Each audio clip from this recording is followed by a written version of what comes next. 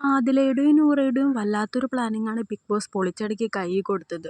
പണപ്പെട്ടി ടാസ്കിനെ കുറിച്ചൊരു വലിയ പ്ലാനിങ്ങുമായിട്ടാണ് ആദിലയും നൂറയും big boss season 7ലേക്ക് വന്നിട്ടുള്ളത്. പണപ്പെട്ടി ടാസ്ക് വരെ ഇവർ നിൽക്കുകയാണെങ്കിൽ എന്തായാലും ഒരാൾ പണപ്പെട്ടി എടുക്കണമെന്ന് ഇവർ നേരത്തെ പ്രിപ്പയർ ചെയ്ത് വെച്ചിട്ടാണ് സീസണിലേക്ക് വന്നത് തന്നെ. ഇതിനെക്കുറിച്ച് നൂറയും ആദിലയും ബിഗ് ബോസിൽ വെച്ച് തന്നെ ചർച്ച നടത്തിയിരുന്നു. നൂറയ്ക്ക് ടിക്കറ്റ് ടു ഫിനാലെ കിട്ടി സേഫായി. പണപ്പെട്ടി ടാസ്ക് വന്നാൽ ആദില പെട്ടിയെടുത്ത് പോകും. ബിഗ് ബോസ് ഹൗസിന് പുറത്തിറങ്ങിയ ശേഷം ആദിലയുടെ വോട്ട് മുഴുവനും നൂറയ്ക്ക് മറിച്ചു കൊടുക്കും. അങ്ങനെ ടോപ്പ് 2 വരെ നൂറയെ എത്തിക്കണം.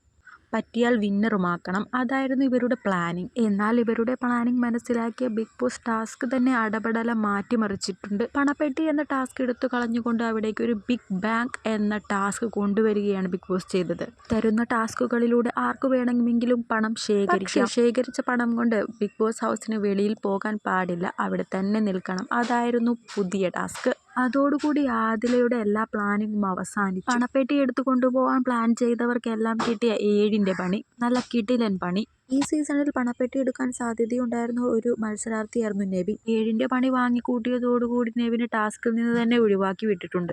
ആദിലയുടെയും നൂറയുടെയും ചർച്ച ബിഗ് ബോസ് നിരീക്ഷിച്ചത് കൊണ്ടാകാം ഇങ്ങനൊരു ടാസ്ക് കൊണ്ടുവന്നത് തന്നെ. വട്ടം ആദില നൂറയോട് പറഞ്ഞിരുന്നു, നമുക്ക് ഫെയിം അല്ല ആവശ്യം, ഫെയിം നമുക്ക് കിട്ടിക്കഴിഞ്ഞു, ഇനി നമുക്ക് പണമാണ് ആവശ്യം. നമ്മൾ രണ്ടുപേരും ടോപ്പ് 5 വരെ നിൽക്കുന്നത് ആനമണ്ടത്തരമാണെന്നും ഒരാൾ ടോപ്പ് 5 എത്തുമെന്ന് ഉറപ്പായാൽ മറ്റൊരാൾ പണപ്പെട്ടി എടുത്തുകൊണ്ട് പോകണം എന്ന് പറഞ്ഞിട്ടുണ്ടായിരുന്നു. ആ ഒരാൾ ആദില ആയിരിക്കണമെന്നും അവർ പ്രിപ്പയർ ചെയ്ത് വെച്ചിട്ടുണ്ടായിരുന്നു.